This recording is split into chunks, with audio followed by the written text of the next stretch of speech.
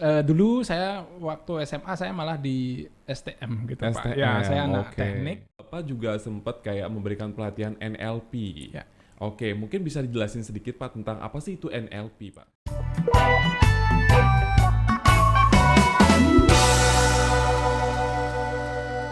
Brightcast, Monak Bali, Singaraja. Hey Briders, ketemu lagi di Broadcast Monak Singaraja dan kali ini tentu akan ada perbincangan yang menarik dengan banyak tokoh-tokoh menginspirasi untuk kita semuanya. Nah untuk kali ini siapa yang bakalan diajak ngobrol sama saya di Broadcast Monak Singaraja? Kalau gitu langsung aja yuk, kita bakalan ketemuan sama Bapak Bobby Asmara. Dia ini adalah Wakil Direktur dari Monak Dalung. Kalau gitu langsung aja saya bakalan say hi dulu kepada Bapak Bobby Asmara. Selamat hai Bapak. Halo Pak Rajib. Oke deh, apa kabar nih Pak? Kabar luar biasa, terima Iya, kasih. kelihatan ya dari sumringahnya gitu loh. Terima kasih Bapak, apa kabar Pak Rajib? Saya kabarnya baik-baik aja gitu Siap. kan. Tapi jujur aja saya a little bit grogi nih ngobrol sama bapaknya gitu ya. Oh, wow. Iya, karena takut nanti wah Pak Rajib nih kayaknya tipenya ditelisik gitu loh. Oh, oke, Oke ya. deh. Sip. Tapi by the way terima kasih banyak ya Pak ya sudah hadir di podcastnya Monak Singaraja, Broadcast Monak Singaraja. Dan tentunya kita akan ngobrol banyak Pak. Jadi akan ada banyak sekali hal-hal yang ingin saya tanyakan. Di sini udah disiapin kartu nih. Ya, siap. Lalu nanti akan saya tanyakan. Kemudian tentu jawaban-jawabannya itu akan memberikan banyak inspirasi untuk Briders atau untuk para instruktur Monak Singaraja. Baik, siap Pak Oke Rajib. deh. Kalau Oke. gitu langsung aja nih untuk yang pertama mungkin bisa langsung diceritain dulu soal background-nya. Kayak background pendidikannya deh. Dulu Baik. mungkin pada saat kuliah ngambil apa, SMA-nya ngambil apa, kemudian sempat bagaimana. Mungkin Oke. bisa diceritain ke kita semuanya, Pak. Baik, terima kasih Pak Rajib ya. Senang sekali diundang di Broadcast Yes, my Monak pleasure. Singaraja seperti itu ya. Nama saya Made Bobby Asmara. Jadi saya asli Singaraja sebetulnya. Asli Saya Singaraja dari, ya. Desa Kalianget. Kemudian dulu saya waktu SMA saya malah di STM gitu Pak. Ya, STM, saya anak oke. teknik. Kemudian saya ikuti apa kata orang tua ya karena beliau menginginkan saya pada saat itu ke teknik. Kemudian setelah itu pariwisata booming pada saat itu Booming, tahun oke. 90-an. Kemudian saya akhirnya kuliah di pariwisata Di pariwisata. ya di STP BPLP kalau dulu namanya ya. Singkat cerita dari sana kemudian saya langsung bekerja ke Amerika. Saya bekerja di Oke. kapal pesiar selama kurang lebih 12 tahun. Kemudian jenjang pendidikan saya selanjutnya adalah pulang dari kapal, saya stay di Denpasar Oke. sembari mengajar di Monak Dalung. Saya kemudian kuliah sampai kemudian menyelesaikan jenjang program pendidikan strata 1 di sana gitu. Oke. Seperti itu. Berarti kan kemarin tuh sempat jadi siswa STM, Ya. lalu kuliah pariwisata, lalu kerja di dunia pariwisata di kapal pesiar. Iya. 12 tahun Pak ya? 12 tahun saya Oke, mungkin bisa diceritain nih pengalamannya selama di kapal pesiar tuh kayak mungkin bapaknya sempet gonta-ganti kapal atau bagaimana gitu. Oke, baik. Saya bekerja kebetulan di satu perusahaan kapal pesiar di Holland Amerika lain, tapi Oke. di 10 kapal berbeda sebetulnya ya di New Amsterdam, Rindam, Maasdam, Statendam, Westerdam itu ya semua di kapal tersebut sehingga saya memiliki banyak sekali teman ya duitnya gede banget saya Oke. suka itu sehingga kita bisa beli rumah ya sawah dan sebagainya jadi while I'm young gitu ya saya suka sekali bekerja di sana juga meningkatkan bahasa Inggris karena Oke. ketemu bule di sana kemudian Berarti practice by doing gitu ya? yes Oke. yes sebetulnya seperti itu ya. Sehingga saya memiliki banyak hal yang saya dapatkan dengan bekerja di sana ya. Oke. Jalan-jalannya iya juga karena saya sudah selalu keliling Eropa ya. Saya sudah ke Prancis, Jerman, Italia, Inggris, ke Amerika juga semuanya dari San Francisco, kemudian Los Angeles, kemudian di Florida, ke Miami dan hampir seluruh negara-negara di sana itu yang Wow. menarik ya. Yeah, it's Kemudian- amazing. Yes, kemudian dari sisi pengalaman, kemudian Yep. dari sisi bahasa Inggris juga otomatis meningkat dan utamanya dari sisi uang tentu saja gitu ya. Oke, Karena dari segi penghasilan lah penghasilan ya. ya kita dapat dengan penghasilan dolar Oke. di sana, kemudian belanjanya rupiah di sini. Jadi itu menurut saya sangat menarik sekali. Oke Pak Bobby, tadi kan Bapak udah ceritain bahwa Bapak bekerja di kapal pesiar selama 12 tahun gitu Ya, kan. Lalu setelah selesai di kapal pesiar akhirnya mencoba peruntungannya di dunia ngajar di Monak Dalung kan. Ya, betul. Kalau boleh tahu atau boleh diceritain sedikit tentang apa sih mata pelatihan yang Bapak pegang nih pada saat memulai karir sebagai seorang pengajar sebelum akhirnya dipilih menjadi wakil direktur Monak Dalung. Baik, terima kasih Pak Rajib. Jadi awal-awal ya sesuai dengan disiplin ilmu yang saya miliki, Pak ya, karena dulu saya di waiter, kemudian di supervisor di tata hidangan, kemudian saya juga mengajar sekarang ini di bagian itu di tata hidangan di waiter di Monak Dalung. Kemudian saya juga memegang mata pelajaran pendidikan sikap profesi seperti itu ya, karena saya punya banyak sekali cerita-cerita di tempat pekerjaan terdahulu ya di luar negeri, kemudian saya bisa sharingkan kepada para writers seperti itu ya, sehingga mereka punya pemahaman, punya pengertian dan ilmu ini pendidikan sikap terutama bisa diimplementasikan dalam kehidupannya mereka nanti jikalau sudah tamat dari Monak gitu untuk bekerja seperti itu. Terus pada saat awal-awal Bapak akhirnya menjadi seorang pengajar itu gimana sih cara Bapak menyesuaikan diri gitu loh? Kan awalnya kan jadi praktisioner nih, Bapak kerja di kapal pesiar gitu kan. Di sana megang bagiannya adalah tata hidangan, kemudian jadi waiter gitu kan. Kemudian pada saat udah selesai di sana kan Bapak jadi pengajar tuh.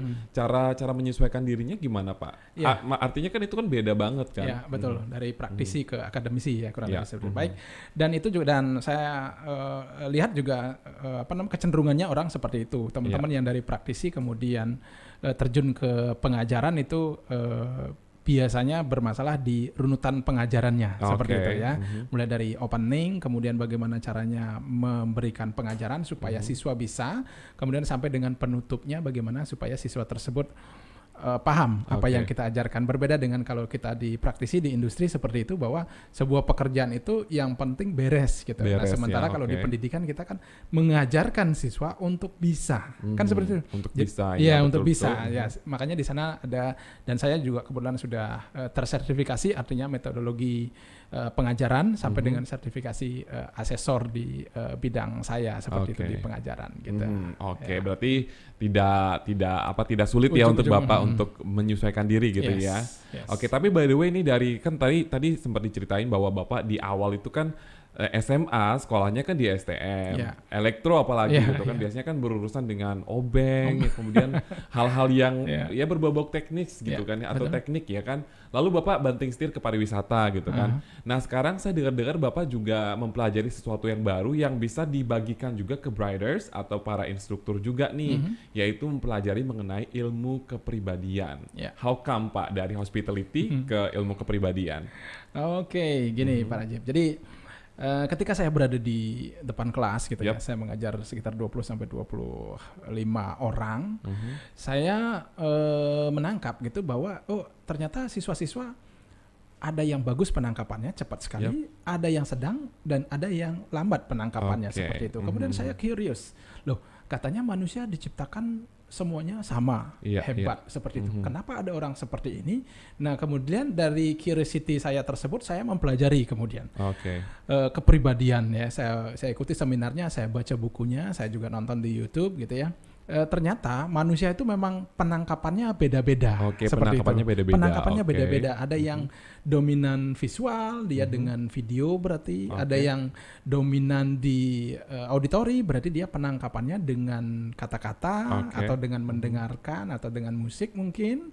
Kemudian ada juga yang penangkapannya adalah kinestetik. Berarti orang-orang ini adalah orang yang diajak di dalam aktif gitu ya. Jadi games misalnya seperti itu dalam pengajaran, baru kemudian mereka nangkap pembelajaran dengan sebaik-baiknya. Seperti itu Pak Rajib. Gitu. Jadi pada saat itu awalnya Bapak kenapa dari dunia pariwisata atau hospitality kemudian tertarik untuk mempelajari tentang ilmu kepribadian gitu ya? Karena saya ingin seluruh kelas itu mampu menangkap pelajaran yang saya sampaikan, seperti itu ya, dengan ya bedanya tidak terlalu jauh lah penangkapannya, karena saya ingin mereka bisa gitu. So you want to grab them all. Yes. Tapi by the way, saya dengar juga kalau Bapak juga sempat kayak memberikan pelatihan NLP. Mungkin bisa dijelasin sedikit Pak tentang apa sih itu NLP Pak? Baik ya, NLP itu saya mempelajarinya sejak 4 tahun lalu ya. Neuro Linguistic Programming. Jadi program kata-kata kita itu yang mempengaruhi audiens atau orang lain. Oke. Dan ini sebetulnya pada dasarnya dari kecil sebetulnya kita sudah tahu, tapi secara struktur kita sekarang mensengajakan untuk menyusun kata-kata atau kalimat tersebut sehingga bisa mempengaruhi orang lain seperti itu ya. Makanya namanya neurolinguistik seperti itu. Ya, jadi ini juga bermanfaat bagus sekali bagi teman-teman yang ngajar, mungkin para instruktur ya, di mana kita bisa memahami orang tersebut.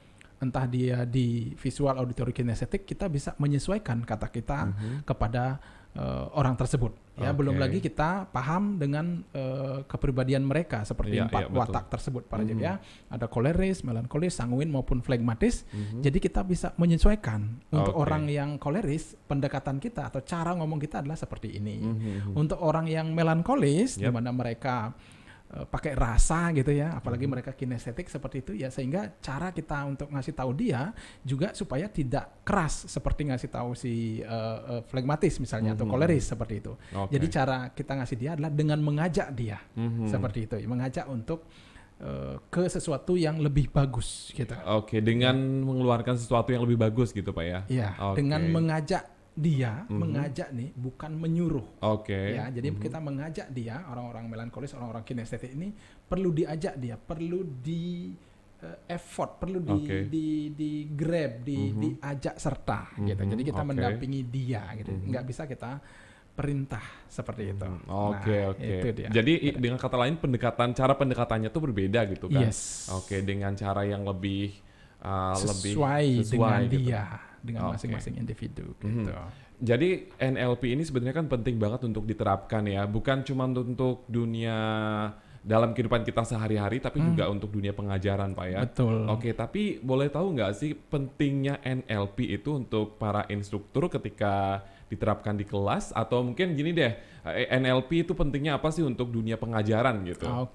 Ya gini Pak Rajib ya, sesuai dengan yang saya jelaskan tadi, ketika kita kemudian paham dengan audiens seperti itu ya, kita bisa menyusun kata-kata kita, menyesuaikan sehingga proses pembelajaran atau outcome atau hasil daripada pembelajaran tersebut di mana siswa mampu dan bisa kita bisa dapatkan. Nah, banyak yang terjadi adalah instruktur seperti dulu juga saya belum paham ilmu ini. Dulu seorang instruktur tersebut hanya menjelaskan saja apa yang dia ketahui. Seperti itu ya, ignoring audiensnya paham nggak semuanya, kan seperti itu. Ya, sehingga berarti kayak teacher sentence, bukan apa sih? Teacher sentence, salah. Center. Center. Iya. Jadi sekarang ke student center. Iya. It's not about you, it's not about the teacher, but it's about the student. It's not about you, but it's about them. Yang penting siswanya kan yang mampu, kan begitu tujuan kita mengajar. Betul. Untuk itulah kita belajar di neurolinguistik ini, pakem-pakem kata-kata, pakem-pakem perasaan. Yang penting kan kita beres dulu, karena di NLP dalam pengajaran itu yang pertama justru self mastery dulu. Jadi kita dulu yang kuasai atau master diri kita sendiri, bahwa kita dengan suasana hati kita, bahwa kita ingin sebaik-baiknya memberikan ilmu dan keterampilan ini kepada students gitu ya. Kemudian ditambah lagi dengan how atau deliveringnya yang bagus, kita paham dengan audience, kan akan menjadi komplit ini. Siswa tersebut akan nyaman dengan kita, kan kita jadi instruktur yang keren kan gitu ya, yang diidolakan oleh mereka, sehingga pelajarannya pasti nangkep. Gitu kan. Sampai-sampai mungkin nanti Briders bakalan nungguin kita di kelas gitu kan. Aduh, kalau nggak ada Pak Rajib kayaknya I don't want to study. Kan itu yang kita mau. Yang biar jangan sampai nanti student sekarang schedule-nya Pak ini atau Ibu ini malas kan gitu ya, siswa kan sayang sekali. Sementara Brighter sudah bayar, sudah punya keinginan tinggi. Nah, kita sebagai seorang instruktur mestinya senantiasa meningkatkan kapabilitas diri kita. Salah satunya mungkin dengan ilmu NLP ini. Dengan NLP gitu Pak ya. Tapi perbincangan kita soal NLP dan kepribadian semakin seru nih Pak. Tapi kalau Bapak pengen minum dulu boleh, santai aja Pak. Terima kasih. Ya kan. Saya ingin minum juga. Sebenarnya masih banyak sih yang pengen saya tanyain sama bapaknya gitu. Oke. Nah tadi kan bapak sempat singgung beberapa tipe watak tuh, kayak mulai dari apa sih? Koleris, kemudian melankolis, sanguin, dan sama flegmatis. Flegmatis gitu. Ya. Ada 4 berarti Pak ya. Yes. Oke. Lalu kan pasti di kelas nih ketika kita mengajar akan menjumpai begitu banyak tipe watak itu. Mungkin di kelas ada yang menjadi tipe koleris 3 orang atau mungkin melankolis 10 orang atau apalah gitu kan. Nah, mungkin Bapak bisa kayak ceritain dulu tipe-tipe ini, lalu kalau kita menjumpai tipe-tipe watak ini di kelas, gimana sih cara menghadapinya, Pak? Oke, baik ya. Pertanyaan yang bagus sekali gitu ya. Ya. Jadi dengan keempat watak tersebut, kalau kita alert gitu ya, kita secepatnya ini jam terbang tentu saja ya. Jadi kalau sekarang ini saya bisa langsung melihat, ngobrol sebentar aja saya udah tahu, oh ini orang wataknya begini, cara menghadapinya adalah seperti ini gitu ya. Kalau students di kelas, misalnya katakanlah seperti koleris itu kan orang yang kuat ya, orang yang tegas, orang yang memimpin gitu ya. Jadi dia selalu pengen nomor 1 gitu. Ya, jadi kita notice misalnya ada Brighters yang seperti itu, oh berarti ya kita jadikan dia ketua kelas.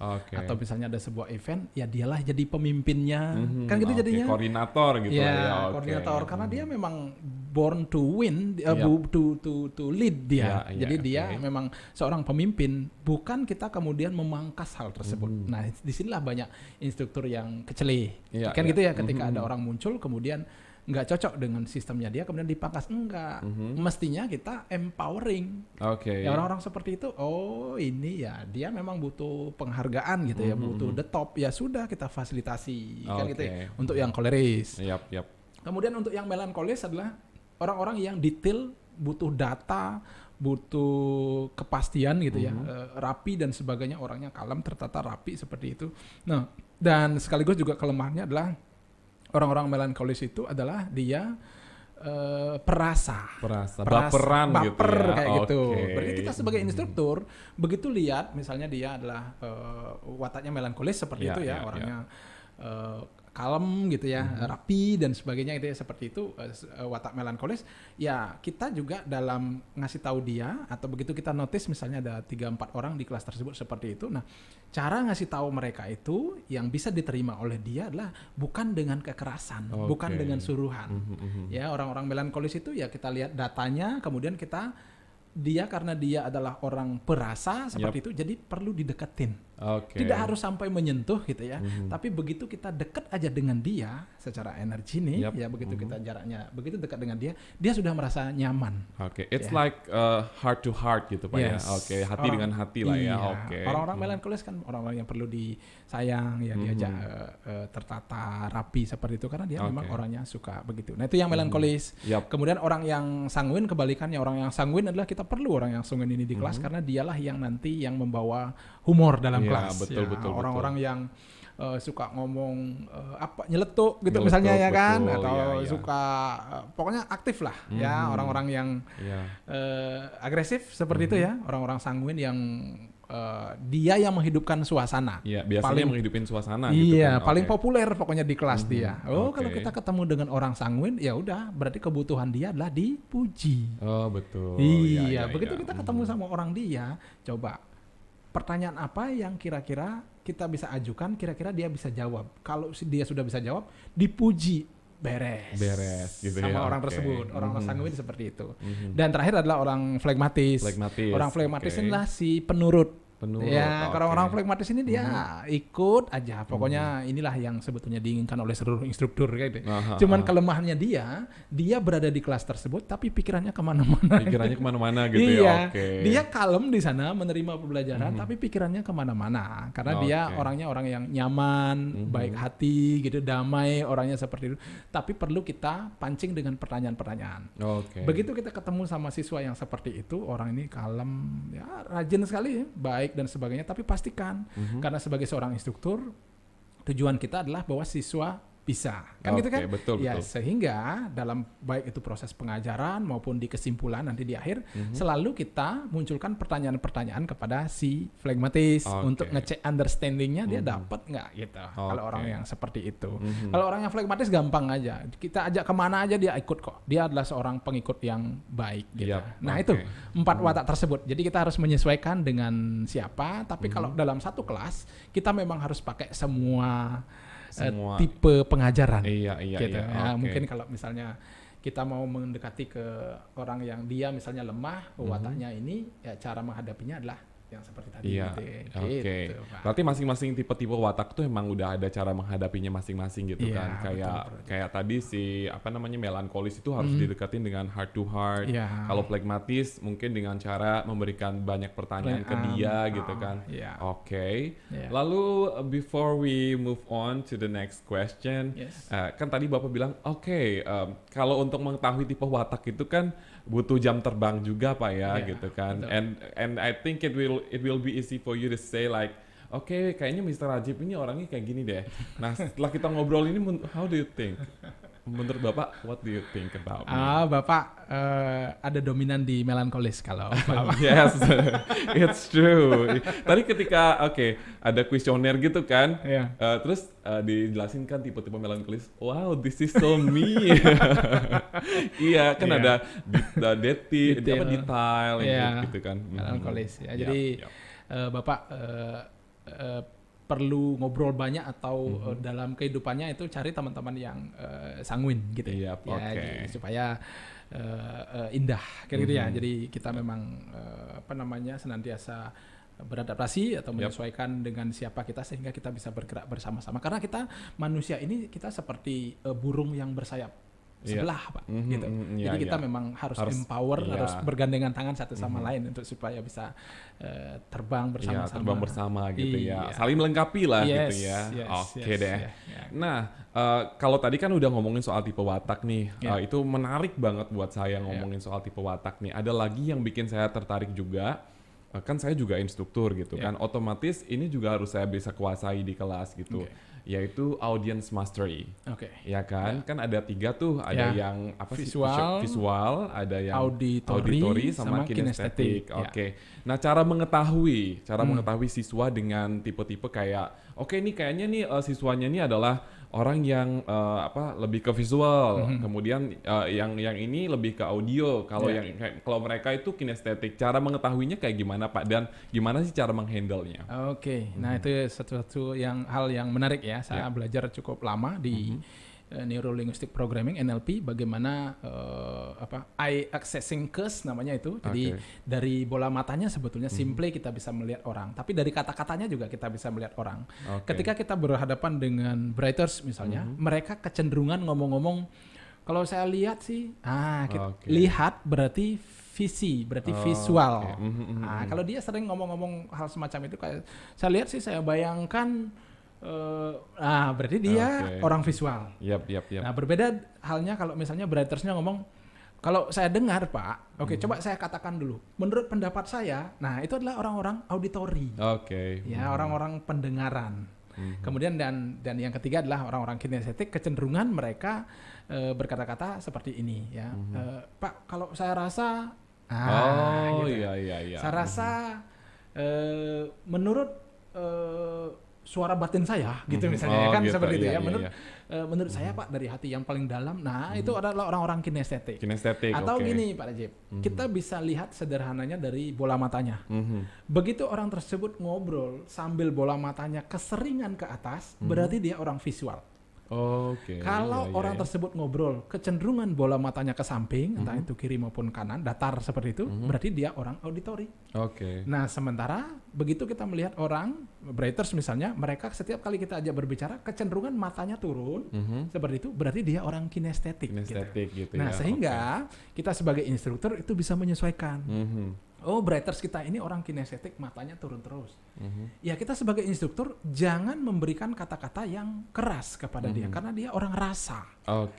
Orang rasa, orang perasaan dia. Ya, sehingga kata-kata kita adalah dengan mengajak. Oke. gitu ya. Berbeda dengan orang visual misalnya, Yap. ya orang yang matanya ke atas terus silakan. Kita bisa mengajukan perintah yang cukup tegas kepada dia, silakan. Boleh gitu ya. Iya, nah Oke. itulah kepiawaian kita sebagai instruktur diperlukan Iya, dalam penguasaan modalitas Brighters ini, seperti itu Pak Rajab. Iya, Gitu. tapi sebenarnya masih banyak banget Pak ya yang saya pengen ketahui tentang ilmu kepribadian gitu kan. Kalau dibahas mungkin di podcast ini kita bakalan muncul 1 jam Nggak untuk cukup waktu. ngobrol sama Pak Bobby nih. Iya, Mungkin next time deh kita Siap. bakalan tanya-tanya lagi soal ilmu kepribadian yang mungkin bisa di-share lagi ke Briders atau ke para instruktur gitu ya. Ya, Oke, tapi sekarang ini kan saya pengen Bapaknya kasih tips ke para instruktur Oke. yang mengajar di Monarch Bali nih, berdasarkan ilmu kepribadian yang sudah Bapak pelajari selama ini, untuk tips untuk apa sih kayak mengajar di kelas deh. Baik, terima kasih Pak Rajab. Jadi gini ya, kembali ke tujuan awal kita mengajar. Semestinya setiap instruktur punya mindset yang seperti itu, bahwa jangan lupa ketika pertama kali kita berniat mengajar, bukankah kita ingin memberikan sebaik-baiknya ilmu dan keterampilan kita kepada siswa, kan gitu ya. Kemudian dalam proses pengajarannya tentu saja kita mengalami beberapa tantangan sebetulnya dari audiens seperti itu. Ya, nah itulah di sana butuh konsistensi, komitmen kita sebagai instruktur untuk senantiasa mengacu pada tujuan tersebut. Bahwa tujuan kita mengajar adalah untuk memberikan yang terbaik kepada siswa. Apalagi kita di lembaga pelatihan kerja seperti ini, mengacu kepada outcome supaya siswanya bisa. Jadi kita dituntut untuk memberikan hal yang sebaik-baiknya yang bisa kita lakukan supaya seluruh siswa dalam satu kelas tersebut yang kita ajar bisa semuanya. Jadi mindset kita harus seperti itu. Nah, bahwa kemudian di dalam proses pelaksanaannya itu kita mesti menguasai beberapa hal. Contohnya di NLP ini ya seperti itu. Modalitas siswa kita ketahui, masing-masing siswa kita ketahui. Menurut saya yes. Karena kembali lagi ke tujuan utama tadi, gitu ya. Sehingga hal ini akan bagus sekali sehingga kita benar-benar menjadi instruktur idola gitu loh. Jadi secara lembaga juga kita akan bagus sekali karena lembaga kan, kalau di Monarch saya instrukturnya baru keren-keren kan gitu kan. Jadinya jadi kita engage dengan siswa, ikut dengan flow-nya mereka, tapi secara ilmu mereka dapat kan gitu jadinya.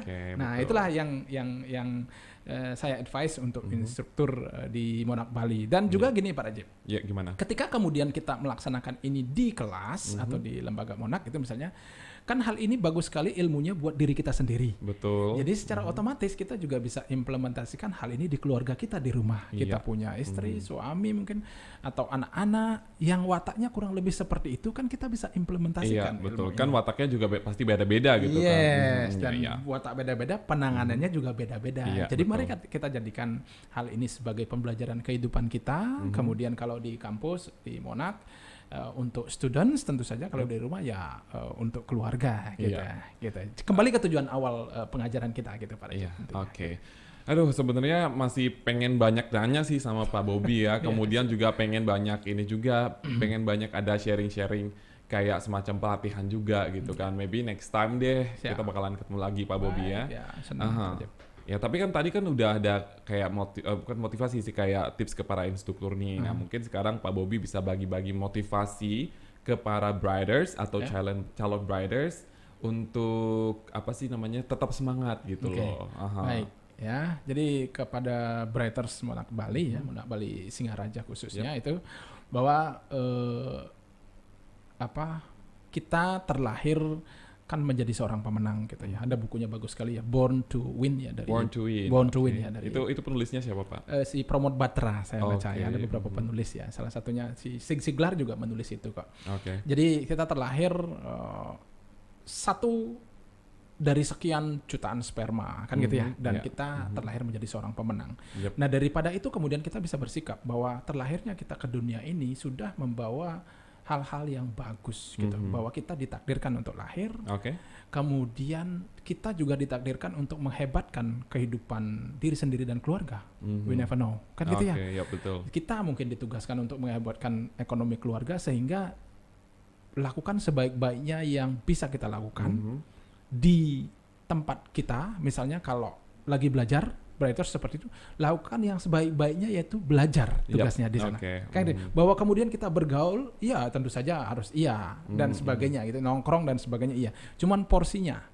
Karena nanti one day ketika Anda berhasil, nah di sanalah waktunya nanti untuk nongkrong yang prosentasenya banyak seperti itu ya. Ketika kemudian Anda bekerja di hotel atau bahkan di kapal pesiar, nanti Anda punya uang yang banyak seperti itu, Anda bisa traktir teman-teman, Anda bisa nongkrong banyak dan sebagainya. Nah, karena sekarang waktunya belajar ya, lakukan yang sebaik-baiknya tugasnya belajar seperti itu. Konsisten saja di sana, kemudian miliki tujuan yang jelas seperti itu ya. Ketika kita memiliki tujuan yang jelas ya, dreams seperti itu. Dreamsnya misalnya apa? Pengen beli motor, beli mobil, punya rumah atau membantu orang tua atau memperbaiki tempat ibadah gitu misalnya. Misalnya pengen bantu ibu memberikan penghasilan saya tiap bulan sekian gitu misalnya. Ya tulis saja itu. Ya saya juga melakukan itu. Saya tulis semua impian-impian saya. Saya punya 12 impian pada saat itu, dan satu persatu ketika kemudian kita berhasil mewujudkannya, enak sekali kita. Ini. Nah, itulah yang menjadi panduan kita nanti dalam proses pembelajaran ini gitu, seperti itu Pak. Gitu. The last but not least nih Pak ya, sebelum kita akhiri podcast ini, sekarang saya pengen Bapak Bobby untuk ajakin calon Briders kuliah di Monarch Singaraja. Terus nanti di akhir kata-kata tuh harus ada kayak pengen yang pasti Monarch Singaraja gitu kan. Oke, terus ngarahnya ke kamera. Oke deh. Baik. Ya, bagi para siswa di Singaraja terutama, kita melihat ya ada lembaga pelatihan kerja yang sangat terkenal sekali di Bali, yaitu Monarch Bali ya. Utamanya sekarang ini ada di Monarch Bali Singaraja ya. Jadi mereka punya fasilitas yang sedemikian rupa, bagus sekali ya, gedung kelas, kemudian lab, baik itu di restoran, di bar, di villa housekeeping, kemudian di kitchen ya untuk jurusan tata boga. Kemudian mereka juga punya instruktur yang sangat kualifikasi ya, baik itu akademisi maupun praktisi, berkumpul di sini bahu-membahu untuk menghebatkan seluruh siswa menjadi lulusan yang terbaik dan mampu bekerja di industri pariwisata ya, utamanya di kapal pesiar tentu saja. Kemudian mereka juga punya kurikulum yang standarnya bagus sekali, dan itu diupdate terus ya setiap 2 tahun itu, dengan mengundang para praktisi untuk menyempurnakannya terjadi. Ya, jadi apalagi yang perlu kita ragu-ragukan ya, seperti itu, bahwa Monarch Bali Singaraja khususnya itu sudah menyediakan segala sesuatunya dengan metode pengajaran yang menarik tentu saja, yang bertumbuh. Seluruh instrukturnya itu senantiasa mendapatkan pendidikan pelatihan yang berkesinambungan ya, sehingga metode pengajarannya menjadi menarik untuk generasi terkini ya. Jadi jangan ragu-ragu lagi, pilih Monarch Singaraja untuk sekolah pariwisata untuk masa depan Anda. Satu lagi apa tadi? Mau yang pasti Monarch Singaraja. Ya, namanya juga sekolah pendidikan pelatihan di pariwisata dan memiliki agen pemberangkatan ke kapal pesiar, kemudian bekerja sama dengan hampir seluruh hotel di Bali. Jadi masa depan Anda tentu saja pasti bagus kalau Anda kuliah di Monarch Bali Singaraja pada khususnya gitu. Mau yang pasti Monarch Bali Singaraja saja. Yes. Aduh asik banget nih padahal ngobrol sama Pak Bobby ya. Thank you banget nih udah muncul di broadcast Monarch Singaraja. Next time kita bakalan undang lagi. Terima kasih untuk inspirasinya, motivasinya, dan atas waktunya yang udah muncul di podcastnya Monarch Singaraja. Baik, terima kasih Pak Rajib, dengan senang hati ya. Oke deh. Baik, Briders, itu dia tuh perbincangan dengan Bapak Bobby Asmara, yang mana dia adalah Wakil Direktur dari Monarch Dalung, dan tentu banyak sekali perbincangan menarik yang sebenarnya harus dilanjutin sih, tapi ya udah, kita next time kita bakalan undang lagi Bapak Bobby untuk mengisi podcast broadcast Monarch Singaraja ya. Nah sekarang mendingan lebih semangat lagi untuk menggapai impian kamu dan tetap semangat. Hanya di sini, di Monarch Bali. Monarch Bali, Brighter Spirit in Harmony.